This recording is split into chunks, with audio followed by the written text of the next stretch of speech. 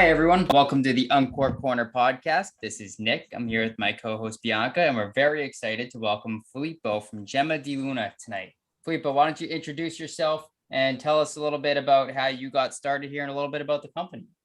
Oh, thank you very much, Nick. And thank you both for having me. And Bianca, this is a great opportunity and privilege to be able to share our story of Gemma di Luna, a little bit of my story. I'm the national brand ambassador for Innovation Brands.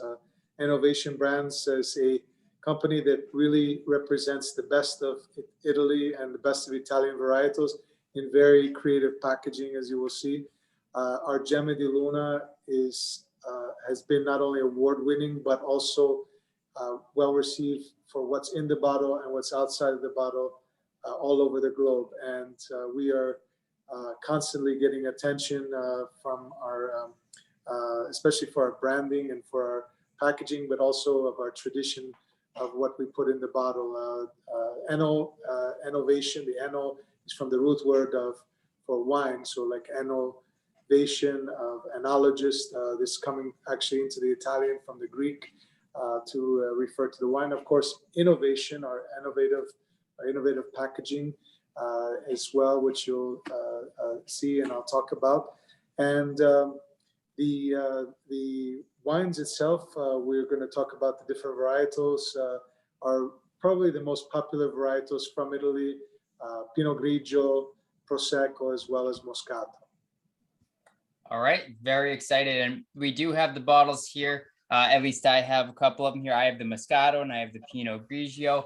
And the packaging, as you're saying, and the branding, it is all very beautiful. I love it. For anyone that wants to check it out, you can obviously go to the Gemma di Luna website, or you can watch this video on YouTube. If you're listening to the audio right now, head over to YouTube and you can watch there where we have a nice spread here and you can see it and watch us tasting some of them. I haven't actually gotten to try anything in the bottles yet. I've been saving them for our conversation. Good. So I got them poured out here. I just poured them, the Moscato and the Pinot Grigio. So I am very excited to get started here. So with that, do you want to start off by telling us about the wines here? Maybe pick one and then we'll get into them. Sure. So as I was starting to mention, our company, one of our productions is based in Verona, Italy, where one of our offices is in Verona, Italy. We're owned by a large company, a combination of Italian wine brands and innovation brands here in the US. And our backyard is from Verona is the Veneto, which is the ideal place for the Glera grape, and the only place you can have Prosecco and call it Prosecco. Prosecco must be from the Veneto region, must be from that beautiful hillsides between Verona and Venice. We have a little town called Treviso, and in and around there, particularly in a small town called Conegliano, we really have a dominance of the hillside. You can see this little label here, the DOC reflects the origin and the authenticity of, as declared by the Italian authorities, that this is what it is supposed to be and where it's supposed to come from. Just how they compare to protect the Champagne to France, we protect the Prosecco to this part of Italy. So, and it's completely different from Champagne, and I'm going to tell you all about that because it's a different grape and a different production method. But everyone in the world loves Prosecco, and they're loving this bottle. We can't get enough compliments from all over about how wonderful the package is and how great the wine is in the package. We'll also talk about in this order our Pinot Grigio in this beautiful amphora bottle. Our Pinot Grigio is from the Delle Venezie, which is again the backyard in the Verona, Veneto area. So we will talk about the grapes can come from sourced Pinot Grigio either from Veneto or from the Trentino area, which we also have vineyards. And finally, we'll talk about Moscato. Moscato is so popular, and ours is just delicious. And you can distinguish it from the Prosecco because of the sort of white or snow cap, if you will, of the bottle. And of course, still the pave diamonds, which are very beautiful in the package here. So Gemma di Luna means gem of the moon. And so we were inspired by a lot of the romance of the city of Verona, and also the beauty of the teal, the calming effect of the teal, and reminds people so much of just luxury and beauty, and also has this it really resonates with just a calming effect, kind of like looking at the blue sky or the blue ocean, you know. So that was really the impetus behind our wines, is to really create an affordable luxury for consumers, that they could really enjoy something but have a moment.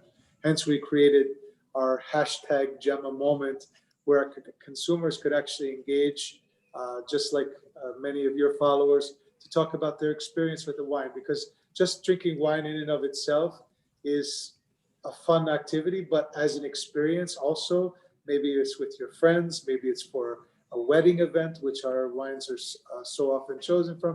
Maybe it's for a baby shower with our little, mini Prosecco bottles, as you can see from Gemma di Luna. Maybe it's just a get together with friends. Maybe it's at the beach or by the pool. So these are the kind of things where we say Gemma di Luna, because we ask, what's your Gemma moment? Because we think of wine not only as the enjoyment of wine in and of itself, but also as an experience. Bianca and I are each going to have some Gemma moments of our own coming up soon. So we'll have to get some good pictures for you out there. I am saving a bottle for one of the babies here. So excellent. Oh, beautiful. But yeah, the bottle itself is beautiful. I've been familiar with you guys for quite some time now. I believe Nick is much newer to the brand. So it's been fun to learn more about you and kind of more of that background. But I have been, I'm actually pretty familiar. So I'm excited to chat. Thank you so much. Well, I do appreciate it. And, not that it's not that obvious, but I'm kind of joking. It is very obvious. Our brand definitely appeals to most women. Women just love our packaging, and they just gravitate. It's not only the color, but the style and the luxury and the look. And that's so we actually got an award for Women's Choice Award.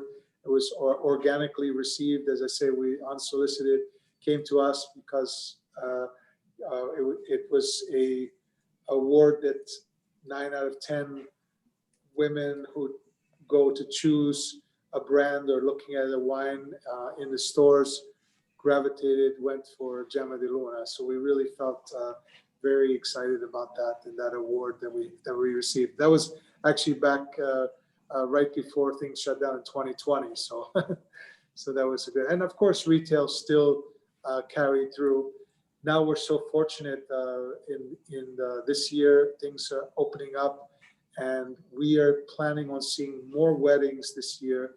Apparently, I've talked to some people in the business that said that they have more weddings going on this year since the 80s. They said because of the setback of the COVID period and such, and people just wanting to finally be together and bring their families together in celebration of their unions. So we are so excited because our brand just screams for the weddings. People just call us all the time. We want to have this for our party, for a wedding, or little wedding gift or favor for the minis, or the Prosecco to toast by, or to open up our events or at our reception. So we are so elated about that happening this year.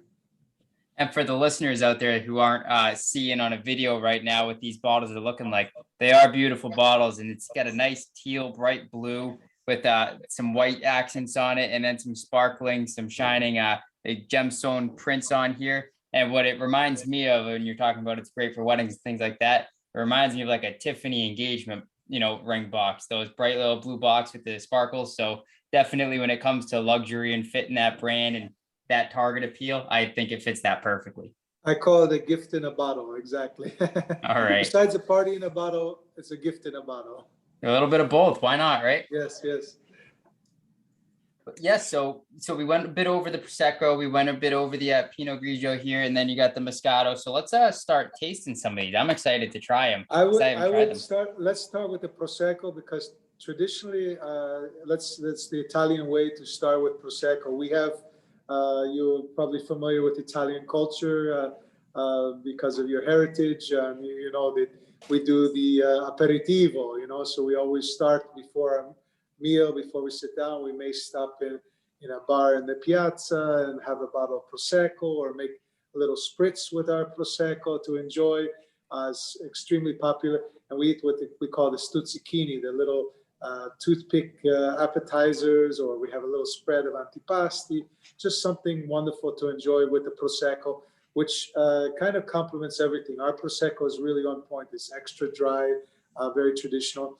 I did happen to get a prosciutto. I didn't get prosciutto. I was thinking prosciutto already, which is what I want with this, but I didn't get a prosciutto. I got a Prosecco right champagne glass. I like to pair it with prosciutto melon, actually, which is what I was thinking to say. I already have a bottle opened, and I actually seal it. We have this Gemma di Luna stopper that keeps it nice and fresh, you know, for you. So this is an extra dry style, so it's super elegant, super on point. Really, just this beautiful perlage in there. The Prosecco in and of itself is coming from, as I mentioned, from an area of the hills of Treviso, an area called Conegliano, which we now, under the auspices of our ownership in Italy, Italian wine brands, we are now the largest privately held producer and bottler of Prosecco in Italy. So we, besides Gemma di Luna, we actually bottled other Prosecco brands accordingly, but our Gemma di Luna is really the go-to, if you will, for celebrations. So I wanted to really talk about just focus on Gemma di Luna today, as we spoke about before we got together. But Gemma di Luna Prosecco is extra dry, so it's really on point. Extra dry. We also make brut style, a little more drier of a Prosecco in another brand, but extra dry is really, I think, just on point. It's makes it agreeable to everyone just to have a glass by itself, or to enjoy it in a pairing. So what we do in the production of Prosecco is we call it the Charmat method, where we do a secondary fermentation in the stainless steel vats, and then induce the bubbles to kind of give it that beautiful perlage. The extra dry style really shows up releasing a little bit of fruit, but not too much. You're having like the dry, so you kind of get the kind of notes of a little bit of apple, touch of grapefruit, but it's lighter, refreshing, crisp, very round and full on the palate. I think that the Prosecco is going to be a good pairing even with salty items. If you have like some salty prosciutto or a little salty cheese, it'll go really nicely as well. And the Prosecco also goes nicely in those spritzes that I mentioned. So whether it's with the Aperol or with the Campari, that's also very popular. So our Prosecco really makes a beautiful canvas to make a spritz or a mimosa. So we actually had a campaign where we called it a Gemmosa with the Gemma di Luna and a little bit of orange juice, which is very popular. Me personally, I drink the Prosecco by itself dry. I'm a purist, you know. I like to taste the flavor of the Prosecco, but again, it's excellent for making a spritz or other cocktails. I saw over the holidays, folks made it festive with a little splash of pomegranate liqueur and a couple of pomegranate seeds. So there's a lot of creative ways. Lemon zest or orange zest with a little touch of blood orange in there as well. Could be a nice cocktail, refreshing as well.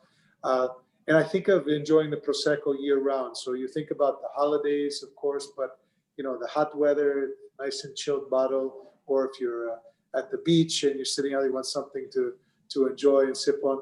And that's why I really enjoy the fact that we just launched these 187 milliliter, these mini, I call them the baby Gemmas.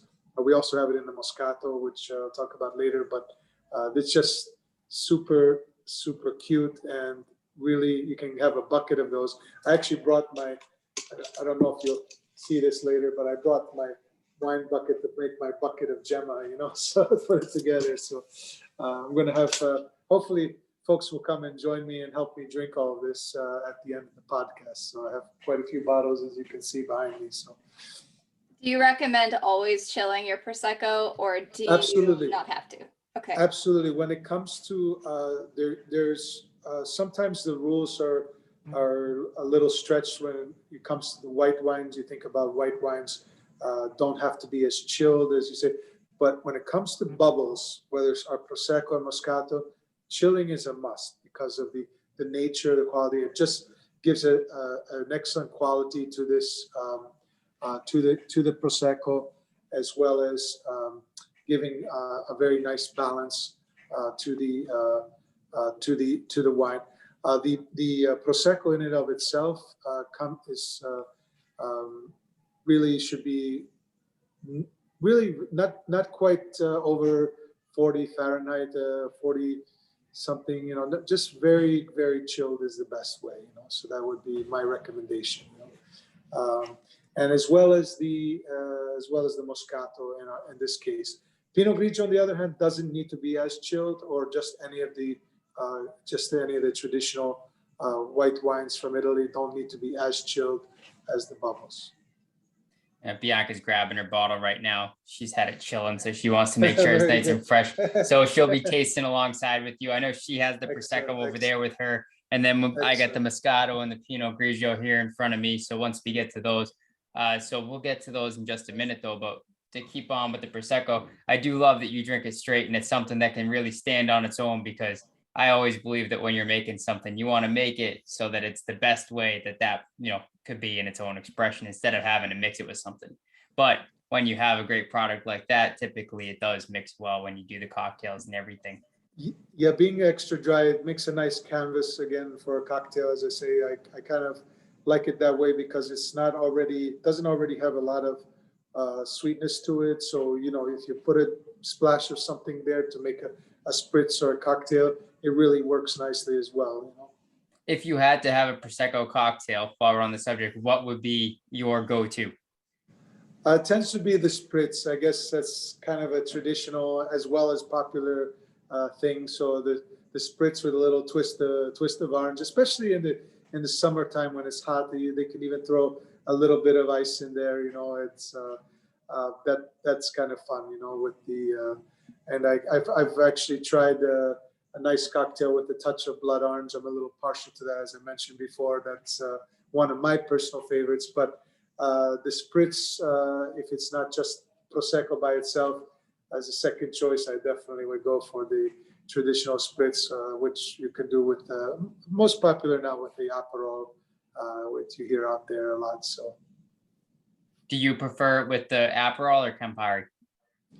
Generally speaking, the Aperol is a little lighter, Campari is a little heavier. So it really depends on the flavor. If you want a tad more like bitterness, that bitter sweet kind of thing, a little more on the bitter to the sweet, then I would go with the Campari. Campari is a little darker and richer speaking. So as having that in the cocktail, I would, personally, I kind of like the Aperol, but both are very good, I kind of like, I save the Campari for the Negronis. So I've got the Prosecco.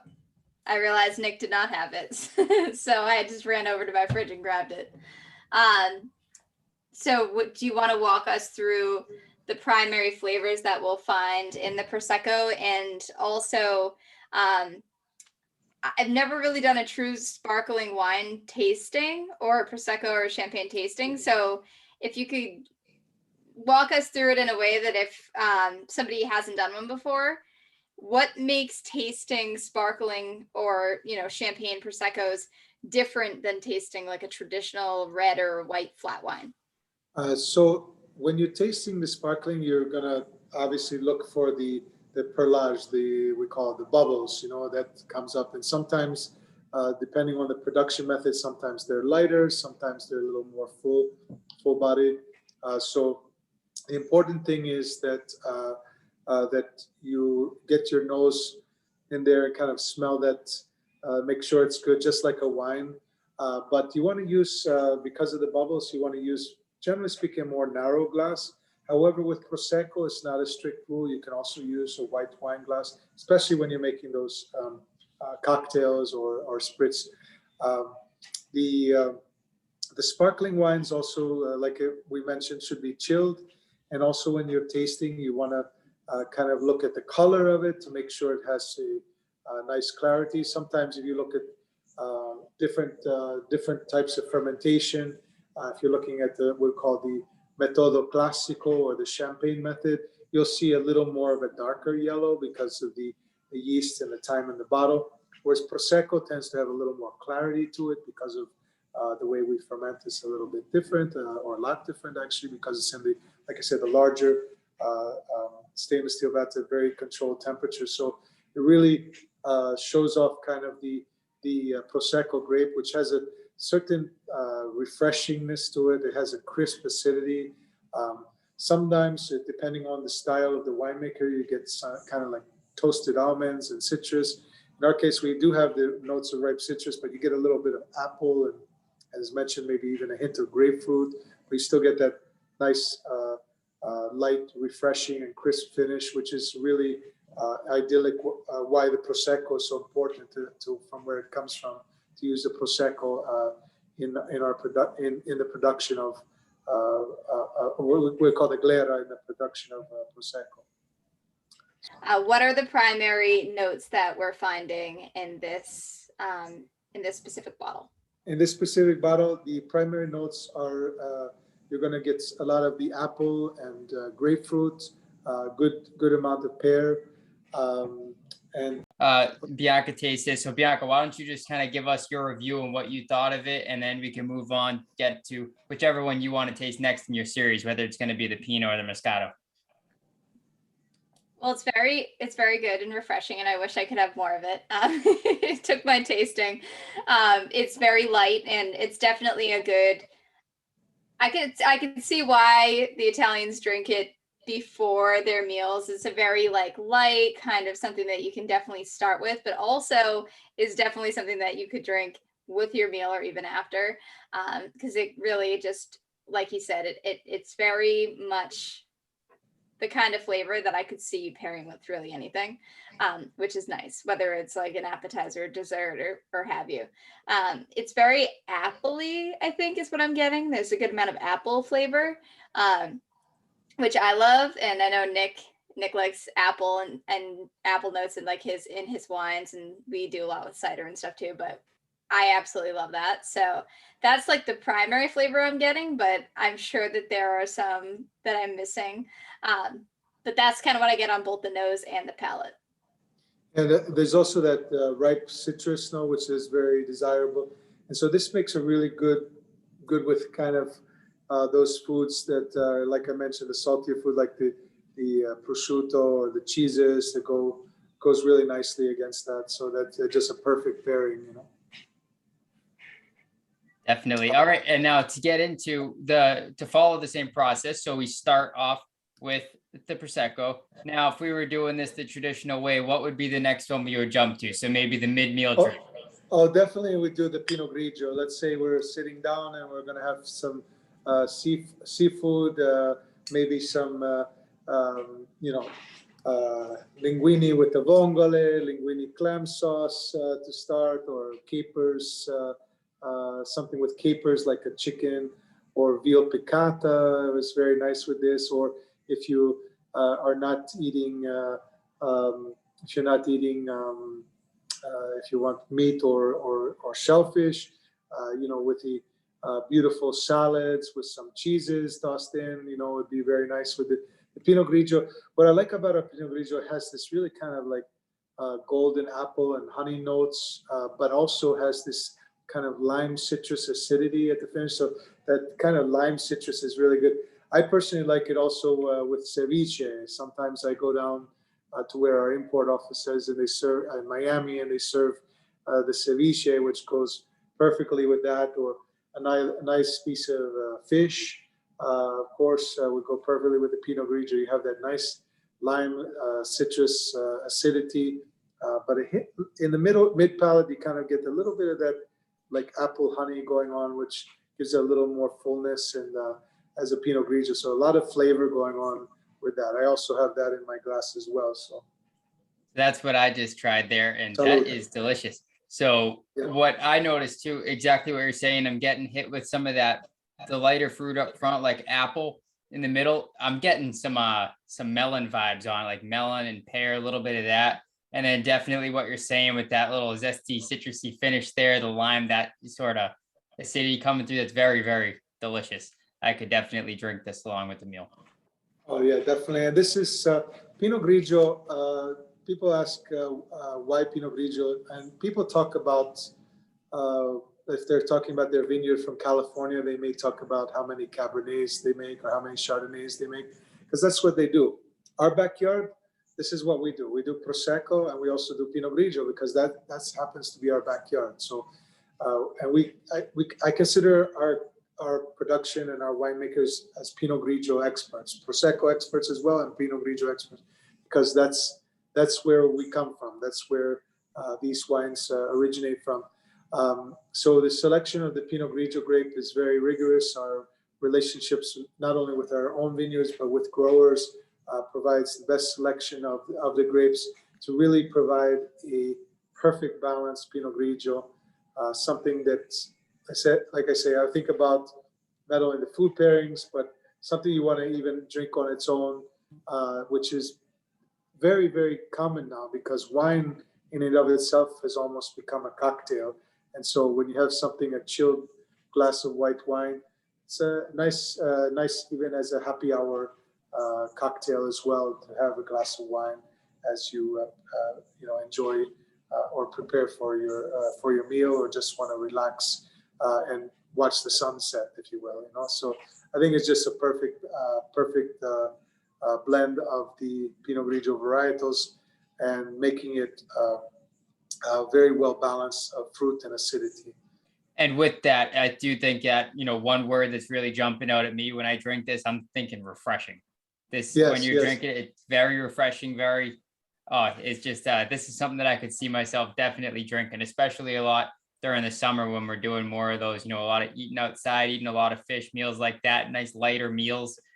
Definitely something that would be great. I heard Boston may have a little bit of seafood. You may just have a little bit of seafood somewhere. Just a little bit. Yeah. So I mean, it would be perfect. I mean, what a summer. I mean, if I want to be somewhere in the summer, forgive me, not in the winter, but definitely in the summertime, I'd love to come to Boston. I've actually been to the North End many times, and our wines are represented in and around the area.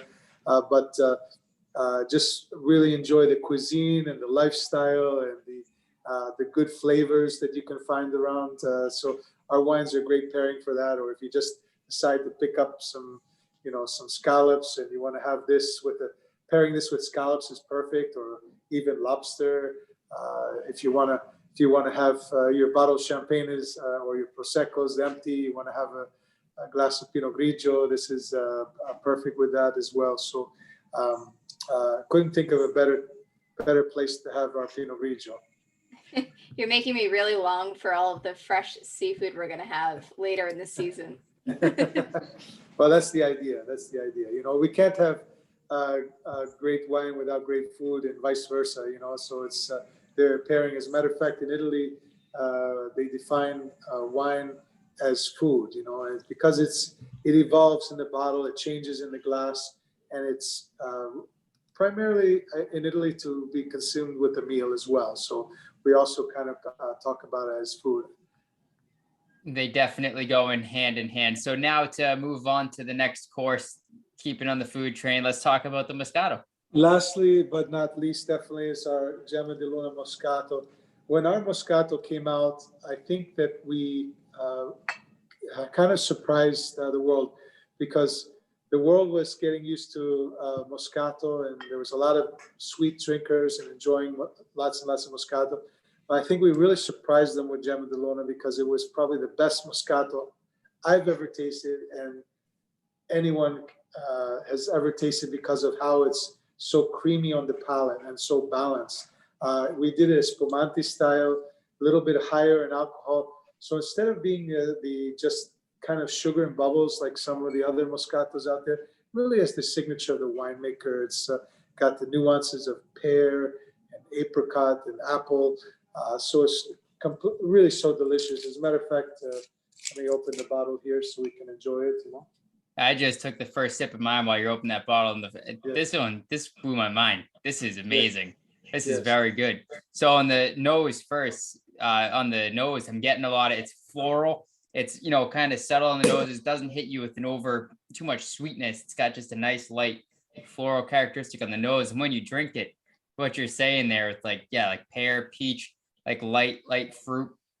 And nothing too super sugary and nothing hitting your head like too sweet. Oh, that is delicious. I always say you put your nose in there, and right away you kind of get like this cotton candy, and you get everything like that. So just amazing. And you get this beautiful perlage here. Just it's spumante style. So when we talk about spumante, I should have mentioned that actually in Bianca's questions about when you taste sparkling wine, how to approach. Besides the chill and putting your nose in and enjoying in a fluted glass, it's also a category we call Italian spumante, and spumante is our classification of sparkling, if you will, how we call it. And this is classified as a spumante or sparkling style of prosecco. Sometimes you'll find of Moscato. Sometimes you'll find Moscato as a finer bubbles. We call that frizzante, like light bubbles. In this case, is really full on. When you put your nose in there, I kind of call it like a little bit of like cotton candy in there, a little bit of like kiwi notes. It's just so delicious. We kind of look at the flavors. So not only the apple, pear, maybe a little orange zest and candied apricot, and that fullness, that roundness on the palate. A lot of drinkers that come to me and say, "Oh, Moscato, I'm not really a sweet drinker. Please don't serve me that." I said, "Indulge me, please. Just try this." When they try it, they love it. They're just so pleasantly surprised, and they buy it up for the parties. It's just, if you're having a big party, something out back, like a picnic or on the patio or by the beach or a celebration. It's also alongside the Prosecco, a nice little fruitier, sweeter option. And that, like I said, it's just, ours is just right. It's not too sweet or sugary or syrupy. So well balanced with the bubbles, the frizzante. If you have this maybe with some like a ricotta cheesecake, I always think of that as a great pairing with this, or even with Asian fusion style of food, or spicy foods, just a perfect pairing. Sometimes I have like maybe a Thai food that goes really nicely with it as well. A little bit of that spice against the sweet is always a perfect pairing. Definitely. That's definitely something I'll have to try. There are also some great pairings on the website that I was looking through. You have some interesting recipes on there.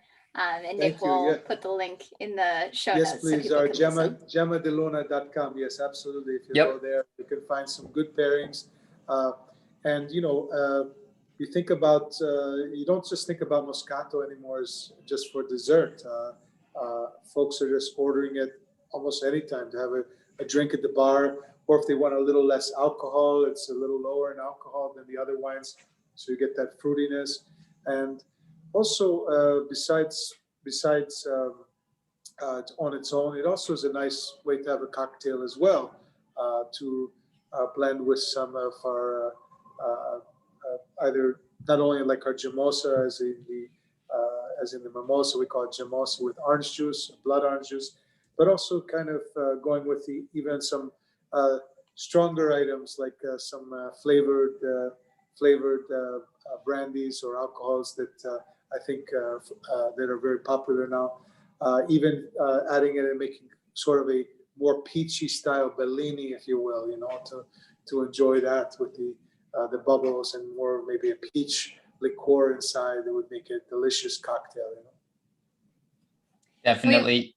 We've talked about both the Prosecco and the Moscato, and both are similar looking. I think a lot of people might not really understand the difference between the two. So what really truly differentiates a Prosecco from the Moscato? Well, Other than the alcohol content? that's a great question. Well, the alcohol content, definitely you're going to see that the Prosecco is always a lot less. As far as distinguishing our bottle on the shelf, we have this beautiful kind of teal colored wrap for our Prosecco, and then we have the sort of white and platinum or silver kind of wrap for the Moscato. That's how you distinguish it on the shelf. Moscato and Prosecco, obviously totally different grapes. Proseccos, we're 100% Glera. Moscato is what it is. It's 100% Moscato. So the Moscato is going to be always less alcohol unless you get some kind of some of the southern wineries of Italy do a Moscato style that's kind of almost like a fortified wine, but we in the north, as far as production of Moscato, do a little more traditional style with the bubbles.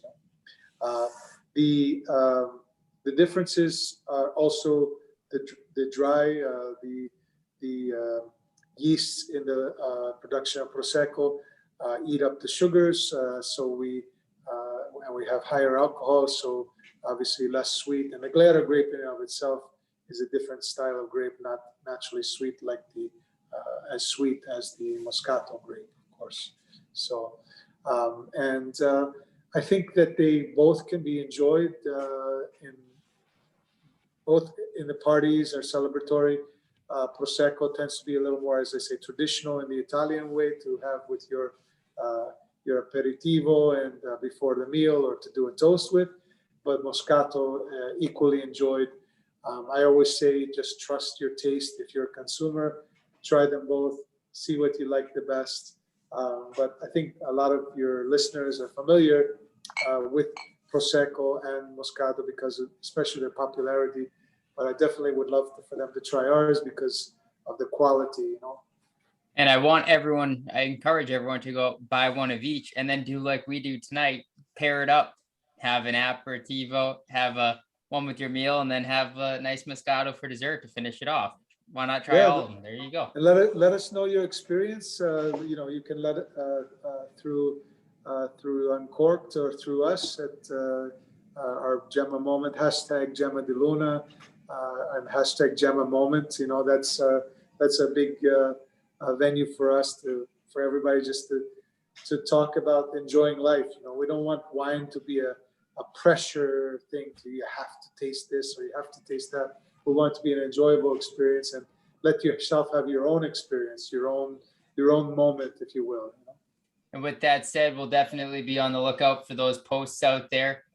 We will, in the link to the show, or in the description of the show rather, have links to the website and to the social media for you and for ourselves, so you can see our posts and you can see Gemma's posts as well, and anything that's tagged in there under that hashtag Gemma Moments, you'll be able to go check out that and take a look at them. So thank you for coming on with us tonight, Filippo. We love the wines, we love the brands. We had so much fun talking to you and learning tonight. And we really appreciate the opportunity. And you can look, I'm sure your listening area is beyond New England, but if you're in the Boston area, there's a lot of great shops that carry our wines, and if you ask for them, they can get to our distributor.